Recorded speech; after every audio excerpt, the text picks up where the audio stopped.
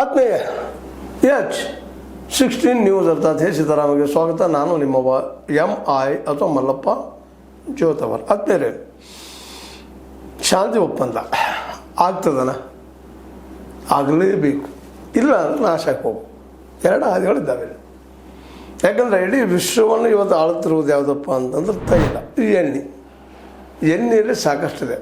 ಗಂಟು ಮತ್ತು ಬದುಕು ಆಗಿ ಹೋಗಿಬಿಟ್ಟಿದೆ ಇವತ್ತು. ಹೀಗಾಗಿ ಎಣ್ಣೆ ಸಲುವಾಗಿ ಏನು ಶುರುವಾಗಿದೆ ಯುದ್ಧ, ಈಗ ತಾರ್ಕಿಕ ಅಂತ ಕಾಣಲೇಬೇಕಾಗಿದೆ. ಯಾಕಂದ್ರೆ ಇಲ್ಲ ಅಂದ್ರೆ ಅಮೇರಿಕನು ನಾಶ ಆಗಬೇಕಾಗ್ತದೆ, ಇಸ್ರೇಲು ಜೊತೆಗೆ ಇರಾನ್ ಕೊಲ್ಲಿ ರಾಷ್ಟ್ರಗಳು. ಇವತ್ತು ಅತ್ಯಂತ ಶ್ರೀಮಂತ ದೇಶಗಳೆಲ್ಲ ದಿವಾಳಿ ಹೇಳುವಂಥ ಪ್ರಸಂಗ ಬಂದುಬಿಡ್ತದೆ. ಬಡವರಿಗೇನು ಪ್ರಶ್ನೆ ಇಲ್ಲ. ಯಾಕಂದರೆ ಜಗದಲ್ಲಿ ಇಲ್ಲಿ ಅವ್ರಿಗೆ ಗಮನಿಸಬೇಕಾಗಿದ್ದೇನಪ್ಪ ಅಂತಂದರೆ 10 ರಿಂದ 12 ಅಥವಾ 15% ಮಾತ್ರ ಜನ ಈ ಎಣ್ಣೆಯನ್ನು ತಮ್ಮ ಗಾಡಿಗಳಿಗೋ ಮತ್ತದಕ್ಕೋ ಮತ್ತು ತಮ್ಮ ಬದುಕಿಗೋ ಅಳವಡಿಸ್ಕೊಂಡಂಥದ್ದು. ಈ ಜಗದ 90% ಜನ ಹೆಚ್ಚು ಕಡಿಮೆ ಏನಪ್ಪ ಅಂದರೆ ಇವತ್ತು ಕಾಲ್ನಡಿಗೆಯಲ್ಲೇ ವಲಯಗಳಲ್ಲಿ ಕಟ್ಟಿಗೆಯನ್ನು ಹಾಕಿಯೋ ಮತ್ತೇನೋ ಮಾಡಿಯೋ ಬದುಕಲು ಸಾಗಿಸುವಂಥವ್ರು ಇದ್ದಾರೆ.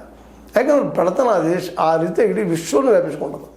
ಜಗದ ಕೆಲವು ಶ್ರೀಮಂತ ರಾಷ್ಟ್ರಗಳು, ಯುರೋಪದ, ಅಮೇರಿಕೆಯ, ಚೈನಾ, ಇತ್ತೀಚೆಗೆ ಅದು ಚೈನಾದಲ್ಲಿ ಎಲ್ಲರೂ ಅಲ್ಲ, ಕೆಲವು ಜನ ಹೆಚ್ಚಿಗೆ ಎಣ್ಣೆಯನ್ನು ಬಳಸುವಂಥ ಸಾಧ್ಯತೆಗಳಿರೋದ್ರಿಂದ ಅವರ ಈ ಜಗತ್ತನ್ನು ಆಳೋದ್ರಿಂದಾಗಿ ಅವರಿಗೆ ತೊಂದರೆ ಆಗ್ತದೆ ವಿನಃ ಬಡ ಜನರಿಗೆ ಅಲ್ಲ ಅಂತ. ಯಾಕಂದ್ರೆ ಬಡ ಜನರಿಗೆ ಬೇಕಾಯಿತು ಉರುವಲು ತಮ್ಮ ಅಡುಗೆ ಮಾಡ್ಕೊಳ್ಳಿಕ್ಕೆ, ಉಳಿದಂತೆ ಅದು ಪ್ರಶ್ನೆ ಇಲ್ಲ. ಎಲ್ಲ ಇನ್ನು ಇವತ್ತಿಗೂ ನಡೆದಾಡ ಹೋಗುವಂಥ ಜನ, ಮಧ್ಯಮ ವರ್ಗದ ಜನಕ್ಕೆ ಒಂದಿಷ್ಟು ಬೇಕಾಗ್ಬೋದು, ಉಳಿದವ್ರಿಗೆ ಇಲ್ಲ ಅನ್ನೋದು ನೆನಪಿಟ್ಕೊಂಡಿದ್ದು ನಾವು ಗಮನಿಸಬೇಕಾಗಿದೆ. ಹೀಗಾಗಿ ಇವತ್ತಿನ ಎಲ್ಲ ಶ್ರೀಮಂತ ರಾಷ್ಟ್ರ ಆಳಬೇಕನ್ನೋ ಉದ್ದೇಶದಿಂದ ಇನ್ನಷ್ಟು ಹೆಚ್ಚಿಗೆ ಗಂಟನ್ನು ಗಳಿಸ್ಬೇಕನ್ನೋ ಉದ್ದೇಶದಿಂದ ಅಮೇರಿಕಾ ಇಡೀ ವಿಶ್ವದ ತೈಲ ಉತ್ಪನ್ನಗಳ ರಾಷ್ಟ್ರಗಳನ್ನು ತನ್ನ ಕೈ ತೆಗೆದುಕೋಬೇಕು, ತನ್ನ ಹಿಡಿದು ಸಾಧಿಸಬೇಕು ಅಂತಂತ ಪ್ರಯತ್ನ ಮಾಡಿದಾಗ ಚೈನಾ ಸಹಿತ ಇವತ್ತು ತನ್ನ ಡೆವಲಪ್ಮೆಂಟನ್ನು ಈ ಎಣ್ಣೆ ಮೇಲೆ ಮಾಡೋದ್ರಿಂದಾಗೆ ಚೈನಾದಲ್ಲೂ ಹೆಚ್ಚು ಕಡಿಮೆ ಇರಾನದ 90% ಎಣ್ಣೆ ಆ ದೇಶಕ್ಕೆ ಹೋಗೋದ್ರಿಂದಾಗೆ ಇರಾನದ ಪ್ರತಿಯೊಂದು ಹೆಜ್ಜೆಯಲ್ಲಿ ಇವತ್ತು ಚೈನಾ ಹೆಜ್ಜೆ ಇಡೋದ್ರಿಂದಾಗಿ ಜೊತೆಗೆ ಕೆಲವೊಂದು ಅಮೇರಿಕ ತಾನೇ ಮಾಡಿಕೊಂಡ ಅವಘಡಗಳಿಂದಾಗಿ ಮೊದಲನೇದಾಗಿ ಇಸ್ರೇಲದ ಮಾತು ಕೇಳಬಾರ್ದಾಗಿತ್ತು, ಕೇಳ್ತು.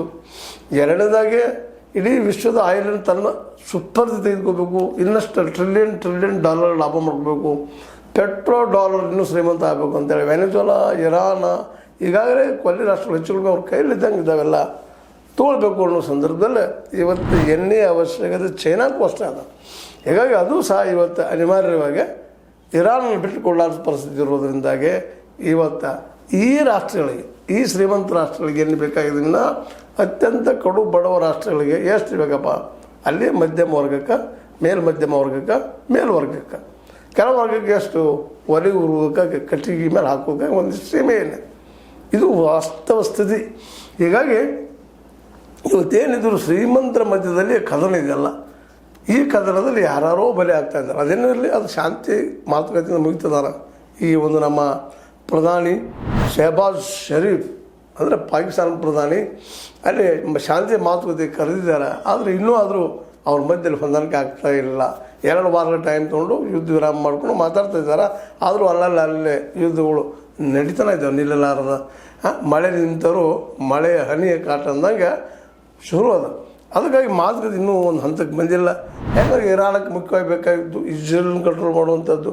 ಇದೇ ಸುಸಂದರ್ಭ ಸಿಕ್ಕದ ಇರಾನಕ್ಕೆ ಹೇಗಾದ್ರೂ ಅವ್ರು ಕಂಟ್ರೋಲ್ ಮಾಡಬೇಕು, ಹಿಜ್ಬುಲ್ಲಾಗಳಿಗೆ ಒಂದು ಶಕ್ತಿಯನ್ನು ತಂದುಕೊಡ್ಬೇಕು ಅನ್ನುವಂಥದ್ದು. ಲೆಬನಾನದ ಹಿಜ್ಬುಲ್ಲಾಗಳಿಗೆ ಶಕ್ತಿ ಕೊಡಿಸ್ಬೇಕು, ಇಲ್ಲೇ ಮುಸ್ಲಿಂ ರಾಷ್ಟ್ರಗಳಿಗೆ ಬಲಿಷ್ಠತೆ ತರಬೇಕು ಅನ್ನೋಂಥದ್ದು.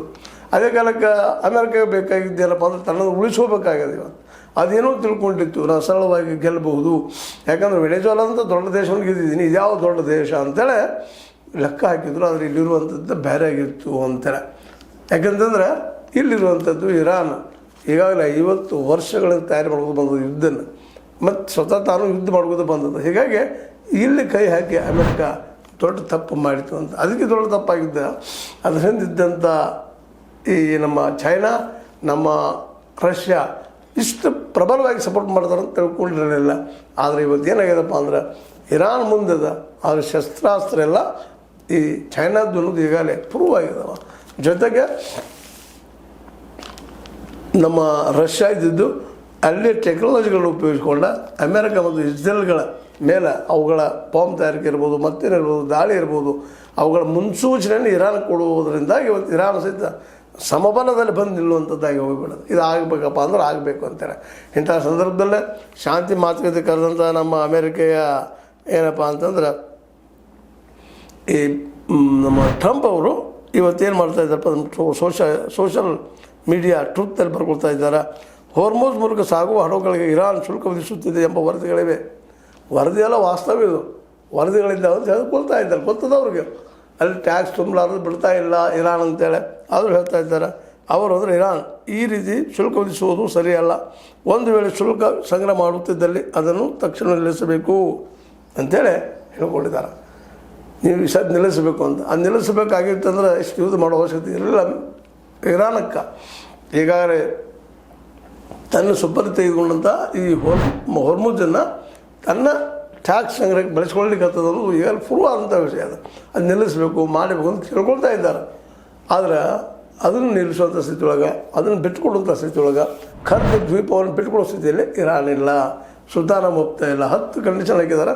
ಅದಕ್ಕೆ ಒಪ್ಪಿದರೆ ಮಾತ್ರ, ಅದರಲ್ಲೂ ಇರಾನ್ ಮೇಲೆ ಇನ್ನು ಮುಂದೆ ಎಂದೂ ಯುದ್ಧ ಘೋಷಣೆ ಮಾಡುವಾಗಿಲ್ಲ, ಅದು ಸಾರ್ವಭೌಮತೆಯನ್ನು ಕೆಳಕುವಾಗಿಲ್ಲ ಅನ್ನುವಂಥ ಅನೇಕ ಪ್ರಶ್ನೆಗಳಿದ್ದಾವೆ. ಅದರಲ್ಲೇ ಅವಕ್ಕೆಲ್ಲ ಉತ್ತರ ಕೊಡುವಂಥ, ಅವಕ್ಕೆಲ್ಲ ಒಪ್ಪಂದ ಆಗುವಂಥ ಅನಿವಾರ್ಯತೆ ಇವತ್ತು ಅಮೆರಿಕದ ಮುಂದದ. ಒಪ್ಪಲಿಲ್ಲ ಅದ್ರ ಮತ್ತೆ ಯುದ್ಧ ಶುರು. 2 ಕಡೆ ನಡೀತಾರೆ. ಆಮೇಲೆ ಬರೀ ಅದರಲ್ಲೂ ಇರಾನ್ ಇದ್ದಿದ್ದು ಇವತ್ತು ಇಡೀ ವೆಸ್ಟರ್ನ್ ಕಂಟ್ರಿಗಳು, ಅದರಲ್ಲೂ ಮುಖ್ಯವಾಗಿ ಅಮೇರಿಕವನ್ನು ಬಿಟ್ಟು ಉಳಿದ ಜೊತೆಗೆ ಸಂಬಂಧವನ್ನು ಚೆನ್ನಾಗಿ ಮಾಡ್ಕೋಬೇಕು ಅನ್ನುವಂಥ ಪ್ಲ್ಯಾನ್ ಮಾಡ್ಕೊಳ್ತಾ ಇದೆ. ಯಾಕಂದ್ರೆ European union, it means NATO ಮತ್ತು ಈ ಅಮೇರಿಕ ಎರಡೂ ಕೂಡಿದರೆ ಶಕ್ತಿಶಾಲಿ ಆಗ್ತಾರೆ ಅನ್ನುವಂಥ ಕಾರಣಕ್ಕಾಗಿ ಅದರ ಜೊತೆಗೆ ಒಂದು ಬುದ್ಧಿವಂತಿಕೆ ತಿಳುವಳಿಕೆಯನ್ನು ಈ ಪುತಿನ್ ಮತ್ತು ಕ್ಷಿ ಅವರು ಇಲ್ಲಿ ಇರಾನ್ ಕೊಡುತ್ತಿರೋದ್ರಿಂದಾಗಿ ಇವತ್ತು ಇರಾನ್ ಮತ್ತು ಈ ಅಮೆರಿಕ ಮಧ್ಯದ ಯುದ್ಧ ಸಮಬಲದಷ್ಟೇ ಅಲ್ಲ, ಇರಾನ್ ಒಂದು ಕೈ ಮೇಲು ಅನ್ನುವಂಥದ್ದು ಈಗಾಗಲೇ ಆದಂಥ ಘಟನೆಗಳಿಂದ ಸ್ಪಷ್ಟ ಆಗ್ತಾ ನಡೆದ. ಇದು ಒತ್ತಾಯ ಮಾಡಿ ಅಮೆರಿಕ ಇದ್ದಿದ್ದು ಪಾಕಿಸ್ತಾನದ ಮೇಲೆ ಒತ್ತಡ ತಂದ ಈ ಯುದ್ಧ ವಿರಾಮಕ್ಕೆ ಒಂದಿಷ್ಟೇನೋ ಒಪ್ಪಿಗೆ ಕೊಡುವಂಥ ಪರಿಸ್ಥಿತಿ ತಂದು ನಿಲ್ಲಿಸಿದಾರೂ ಸಹಿತ ಈಗಾಗಲೇ ನ್ಯೂಯಾರ್ಕ್ ಟೈಮ್ಸ್ ಪತ್ರಿಕೆಯಲ್ಲಿ ಅದನ್ನು ವಿಶ್ಲೇಷಣೆ ಸಹಿತ ಮಾಡಲಿಕ್ಕೆ ಹತ್ತಿರೋದು. ಅಂದರೆ ಇದರ ಅರ್ಥ ಇಷ್ಟ, ಈಗ ಈ ಯುದ್ಧ ವಿರಾಮ ನಡೆದಿರೋದು ಅಮೇರಿಕೆಯ ಒತ್ತಡದಿಂದ ವಿನಃ ಮತ್ತೇನೂ ಅಲ್ಲ. ಅವರಿಗೆ ಒಂದಿಷ್ಟು ಉಸಿರು ತೊಗೊಳ್ಳೋ ಸಲುವಾಗಿ ಸಮಯ ಬೇಕಾಗಿತ್ತೇನೋ, ಅದಕ್ಕಾಗಿ 40-42 ದಿನಗಳ ಯುದ್ಧವನ್ನು ತಡೆ ಹಿಡಿದಿದ್ದಾರೆ.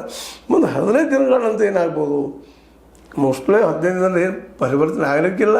ಅಮೇರಿಕ ಮೋಸ್ಟ್ ಪ್ರಾಬಬ್ಲಿ ಇದರೆಲ್ಲ ಕಂಡೀಷನ್ಗಳು ಒಪ್ಪಿಕೊಂಡು ಹೊರ್ಮುಜನ್ನು ಬಿಟ್ಟುಕೊಟ್ಟು ಒಂದು ಖರ್ಗ್ ಮೇಲಿಂದ ದಾಳಿಯನ್ನು ಬಿಟ್ಟುಕೊಟ್ಟು ತನ್ನ ಸ್ಥಾನ, ನಾನು ಇಲ್ಲೇ ಏನಪ್ಪ ದಕ್ಷಿಣ ಈ ಒಂದು ಏನದ ಮಧ್ಯ ಏಷ್ಯಾದ ಮೇಲೆ, ಅದರಲ್ಲೂ ಕೊಲ್ಲಿ ರಾಷ್ಟ್ರಗಳ ಮೇಲೆ ನನ್ನ ಸೈನ್ಯ ಇಟ್ಕೊತಾನೆ ಅನ್ನುವಂಥ ಮಾತುಗಳನ್ನು ಅದು ಮಾತಾಡ್ತಾ ಇದೆ ಅಂತ. ಯಾಕಂದ್ರೆ ಈಗ ಇದ್ದಂತಹ ಎಲ್ಲ ನೆಲೆಗಳನ್ನು ಕಳ್ಕೊಳ್ಬೇಕು, ನೀವು ಹೋಗ್ಬೇಕಂತೇಳಿ ಇರಾನ್ ಪಟ್ಟು ಹಾಕ್ಯದ, ಅದನ್ನು ಉಳಿಸ್ಕೋಬೇಕಾಗಿದೆ. ಅದಕ್ಕಾಗಿ ಮರುಪಟ್ಟ ಎರಡರ ಮಧ್ಯೆ ನಡೀತಾ ಇದ್ದಾವೆ.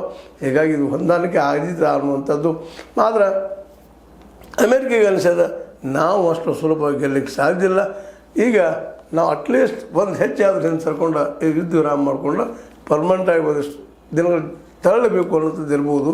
ಬಟ್ ಒಂದು ಮಾತ್ರ ಇದು ಸತ್ಯ ಆಗ್ತಾಯಿದೆ, ಏನಪ್ಪ ಅಂದ್ರೆ ಇನ್ನು ಇರಾನ್ ಇದ್ದಿದ್ದು ವಿಶೇಷವಾಗಿ ಅಮೇರಿಕೆ ಎದುರು ಡೊಗ್ಲಿಕ್ಕಿಲ್ಲ, ಸಲಾಮ್ ಹಾಕಲಿಕ್ಕಿಲ್ಲ, ಬಿಟ್ಟು ಕೊಡಲಿಕ್ಕಿಲ್ಲ ಅನ್ನೋದು ಸ್ಪಷ್ಟ ಆಗ್ತಾಯಿದೆ. ಯಾಕಂದರೆ ಅದ್ರ ಹಿಂದೆ ಚೀನಾ ಇದೆ ಅನ್ನೋದೆಲ್ಲ ಸ್ಪಷ್ಟ ಆಗಿದೆ. ಚೀನಾಕ್ಕಂತೂ ಗೊತ್ತದ, ಇರಾನನ್ನು ಕಳ್ಕೊಂಡ್ರೆ ತನ್ನ ತೈಲ ನಿಕ್ಷೇಪ ಹೋಗಿಬಿಡ್ತದೆ. ತನ್ನ ದೇಶದ 90% ವಾಹನಗಳು, ವೆಹಿಕಲ್ಗಳು ತಿರುಗಾಡೋದು ಅಥವಾ ಅಲ್ಲಿ ಡೀಸೆಲ್ ಮತ್ತು ಪೆಟ್ರೋಲ್ ಸಿಗಲಾರದ ಸ್ಥಿತಿ ಉತ್ಪನ್ನ ಆಗ್ತದೆ. ಹೀಗಾಗಿ ಇರಾನ್ ಮತ್ತು ಅದೇ ಕಾಲಕ್ಕೆ ಚೈನಾ ಏಕೈಕವಾಗಿ ನಿಲ್ಲೋದ್ರಿಂದಾಗಿ ಅಮೇರಿಕೆಗೆ ಗೆಲುವು ಭಾಳ ಕಷ್ಟ.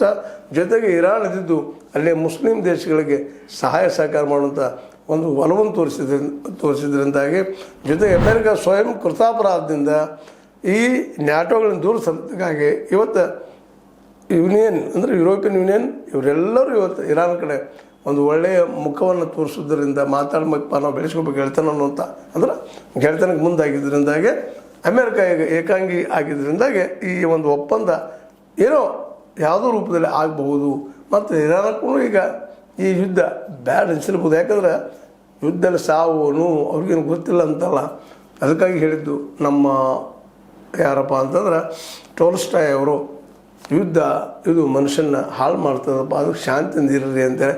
ಈಗ ಇರಾನಕ್ಕೂ ಮನುಷ್ಯ ಅವ್ರಿಗೂ ಶಾಂತಿ ಬೇಕಾಗ್ಯದ, ಆದ್ರೆ ಒಂದು ರೆಸ್ಪೆಕ್ಟ್ಫುಲ್ ಆಗಿ ಬರಲಿ ಅನ್ನೋಂಥ ಹಾದಿ ನೋಡ್ತಾ ಇದ್ದಾರೆ. ಹಾಗೆ ಅಮೇರಿಕ ಸಹಿತ ಅಂತ ಹೇಳ್ತಾ ಇದು ನಿಮ್ಗೆ ಇದು ನಿಮಗೆ ಲೈಕ್ ಆಗಿರ್ಬೋದು. ಲೈಕ್ ಮಾಡಿ ಶೇರ್ ಮಾಡಿರಿ, ಕಾಮೆಂಟ್ ಮಾಡಿ, ಜೊತೆ ಸಬ್ಸ್ಕ್ರೈಬ್ ಮಾಡಿ. S16 ನ್ಯೂಸ್ ಅರ್ಥ ಇದು ಸತ್ಯದ ಕೈಗೆ ನಡಿ ವಂದನೆಗಳು.